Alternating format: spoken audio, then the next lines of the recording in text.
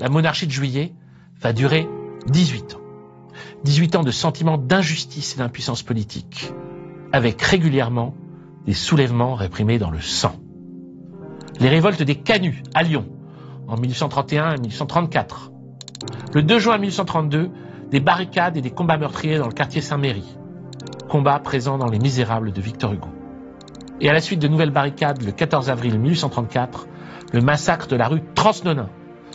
Rue Transnonain, une rue située à l'époque entre la rue Michel-Lecomte et la rue Omer. Massacre ordonné par Adolphe Thiers, ministre de l'Intérieur, qui dit alors au général Bugeaud et à sa troupe « Il faut tout tuer. Amis, pas de quartier, soyez impitoyables. » La figure de cette barbarie, parce qu'il faut l'appeler comme ça, c'est le maréchal Thomas Bugeaud. Thomas Bugeaud. La colonisation algérienne ne ressemble à aucune autre colonisation. Le maréchal Thomas Bugeaud s'est comporté comme un boucher, Et 60%, 65% des Français n'ont rien à voir avec ça. C'est une minorité haineuse qui cultive la haine. Massacre ordonné par Adolphe Thiers, ministre de l'Intérieur, qui dit alors au général Bugeaud et à sa troupe « Il faut tout tuer. Amis, pas de quartier, soyez impitoyables. » 1% des habitants détient 30% de la fortune globale et 68% des Parisiens décèdent sans aucun bien. Les ouvriers sont payés 2 francs par jour, juste assez pour ne pas mourir de faim. Dans certaines villes, comme Lille, ils sont logés dans des caves souterraines et étroites, où l'air n'est jamais renouvelé. Une autre des conséquences de cette industrialisation dont Louis-Philippe nous vantait les merveilles à venir, c'est le travail des enfants. Conséquence directe de la misère et d'une mécanisation des tâches permettant le recrutement d'une main-d'œuvre peu qualifiée. Dans un rapport de 1832, on peut lire « Il reste 16 à 17 heures debout chaque jour, dont 13 au moins dans une pièce fermée, sans presque changer de place ou d'attitude. Ce n'est pas là un travail, c'est une torture. Et on l'inflige à des enfants de 6 à 8 ans, mal nourris, mal vêtus, obligés de parcourir dès 5 heures du matin la longue distance qui les sépare de leurs ateliers et qu'achèvent d'épuiser le soir leur retour de ces mêmes ateliers. Ils sont maigres, chétifs, ridés. Leur ventre est gros et leurs membres émaciés. Leur colonne vertébrale est courbée ou leurs jambes sont torses. Leur cou est couturé ou garni de glandes. Leurs doigts sont ulcérés et leurs os gonflés ou ramollis. Enfin, ces petits malheureux sont tourmentés, dévorés par les insectes. Entre 1840 et 1848, on compte plus de 140 000 enfants travaillant en industrie. Et non seulement les conditions de travail des prolétaires deviennent plus inhumaines à mesure que l'industrie se développe, mais le chômage augmente. En 1839, on recense 150 000 chômeurs à Paris. Avec ce chômage qui s'ajoute à l'exploitation, les pauvres sont écrasés.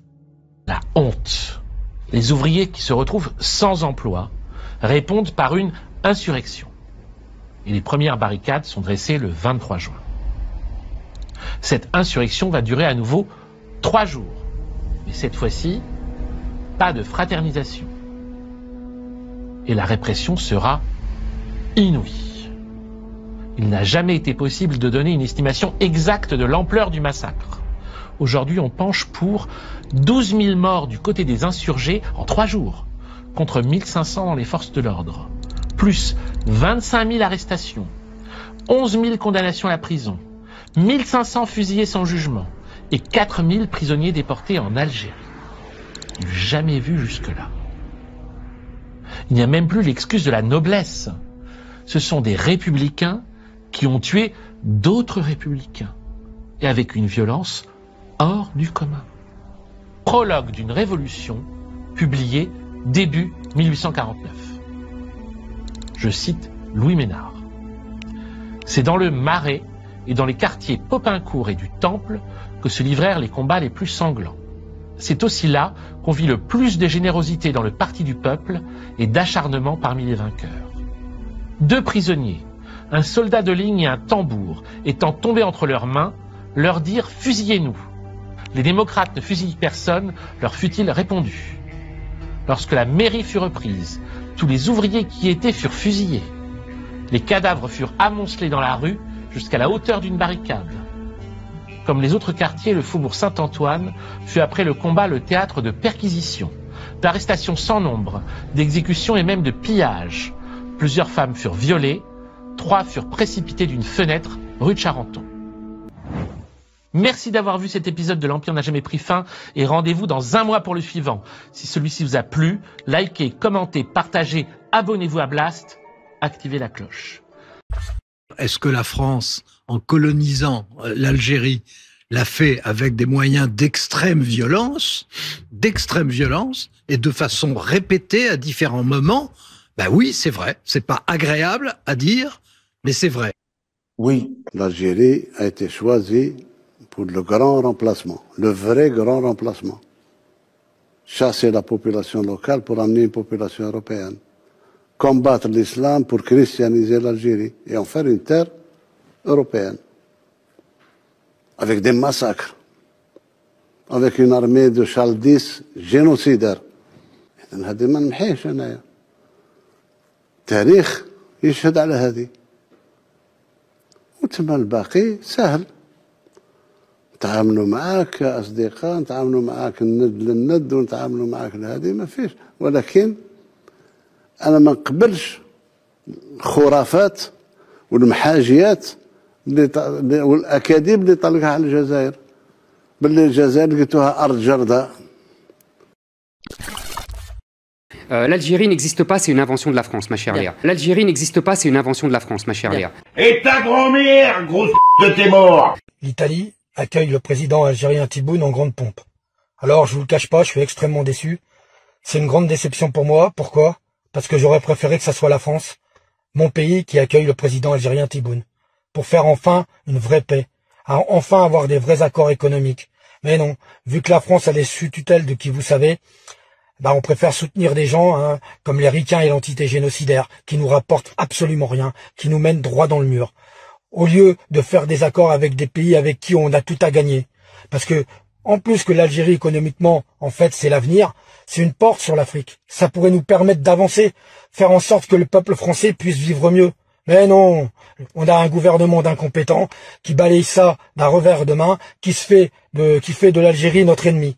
C'est l'une des plus grandes coopératives de blé d'Europe. Plus de 2000 tonnes expédiées chaque jour dans le monde, dont 15% rien que vers l'Algérie. Alors quand les mois sont terminés, Jean-François Lépy a vu les commandes algériennes se tarir. L'opérateur est en train de charger les sacs. Voilà. Et il a tout de suite calculé des pertes abyssales pour le secteur. Ça va où, Nouno, celui-là? On peut dire que c'est à peu près 10 € la tonne, l'impact sur la filière. Donc, comme nous avons produit 33 millions de tonnes de blé cette année, 10 €, ça fait 330 millions d'euros impact de la filière. De 5 millions de tonnes exportées en Algérie en 2019, on est passé à quasiment 0 aujourd'hui. Et pour l'exportateur, c'est la conséquence directe de la brouille diplomatique entre Paris et Alger. J'aime le couscous. J'aime le couscous. Ouais. C'est une confession que je vous fais ce soir. C'est le scoop que je voulais faire à BFM sur votre antenne, cher Benjamin Duhamel. J'aime le couscous. J'adore le couscous. On n'en attendait pas moins. J'aime le couscous. Cette péniche-là, elle va repartir la semaine prochaine, vraisemblablement sur le Maroc. Malheureusement, plus d'Algérie. Donc aujourd'hui, ce n'est plus du tout linéaire. C'est vraiment que des à-coups. Plus compliqué à gérer. Et pour ne rien arranger, la récolte 2025 est particulièrement abondante, plus 40% en un an, et des silos déjà quasi à ras-bord. Le secteur cherche donc des débouchés vers le Maroc, l'Égypte ou la Chine, et navigue désormais à vue.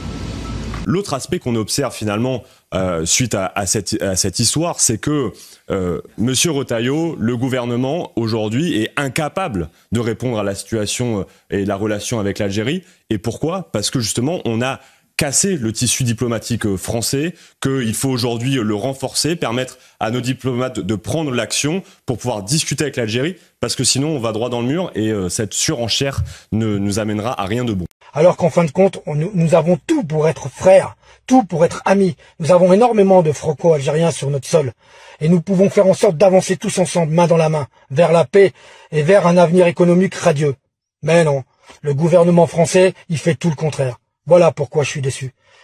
Moi, je vous le dis à tous mes amis algériens, Méhana, et tous ceux que je peux suivre et tous ceux qui me connaissent, à mon frère Djilali, j'aurais préféré vraiment que ce soit la France qui ait des accords économiques et de paix et qui avance ensemble avec l'Algérie.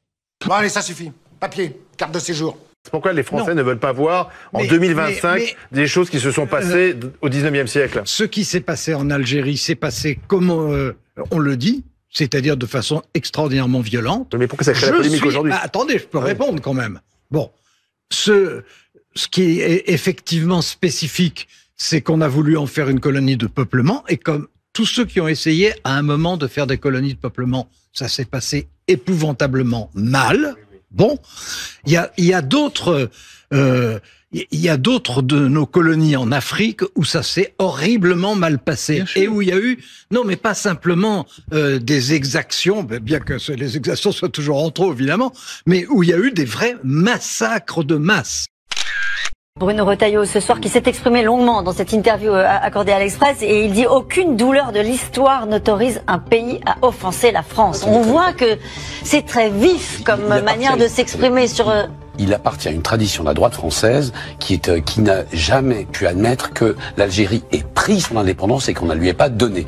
L'Algérie a fait une révolution en 1962, elle a pris son indépendance, elle a dit non à la France. Et cette partie de la droite française qui n'a jamais accepté que l'Algérie, dans lequel les militaires français et l'établissement français avaient placé tant d'espoir et dit non à la France, s'exprime encore par Bruno Retailleau. J'aime le couscous. Bruno Retailleau l'a cité, est assiégé par les barbares. Alors les barbares, ils ont plusieurs formes. Alors bon, ça, bien sûr, ils sont un peu basanés pour lui, on a bien compris le message, mais c'est tout ce qui ne correspond pas finalement à la représentation qu'il se fait de la France. C'est-à-dire que sur le fond, Bruno Retailleau n'a pas une représentation républicaine du pays. Où, il en a parlé après les incidents, après la finale de la Ligue des Champions, il en a parlé à propos de mai 68. Et oui, c'est-à-dire que dès qu'il se passe quelque chose qui échappe à son logiciel, ce sont forcément des barbares, des pas comme nous. Donc là, les gens qui vont défiler contre l'autoroute, on peut pas considérer qu'ils ont peut-être raison ou qu'ils sont d'un avis différent, en tout cas ils ont le droit de l'exprimer. Non, non, c'est des barbares, c'est autre chose. Ils n'appartiennent pas. On les sort quelque part de la communauté nationale et puis ils sont pas civilisés. Souvenez-vous quand même. Il nous avait parlé de régression ethnique sur 3 générations au moment des émeutes concernant la mort de Naël, en nous expliquant que les émeutiers c'était la faute de leurs ancêtres. Hein, voilà, c'était bon. On en est là.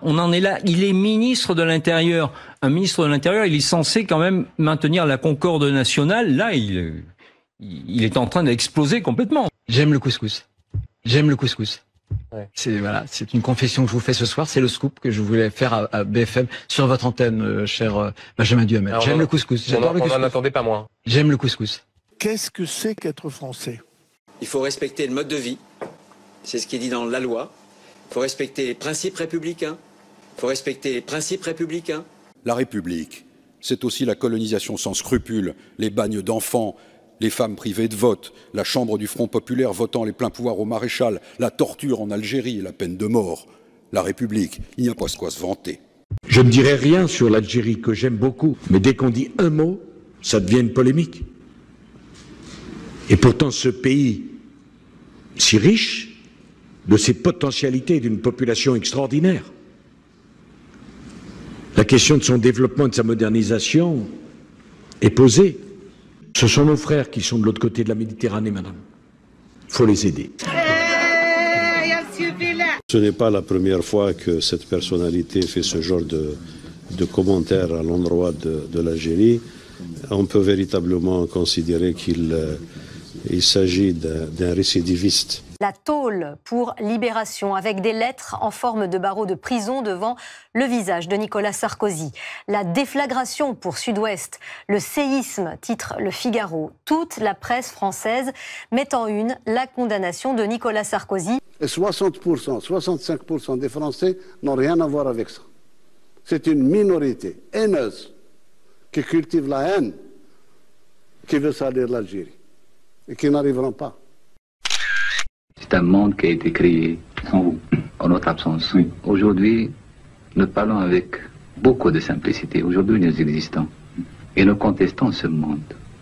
Nous sommes en train de contester ce monde. C'est pas notre monde.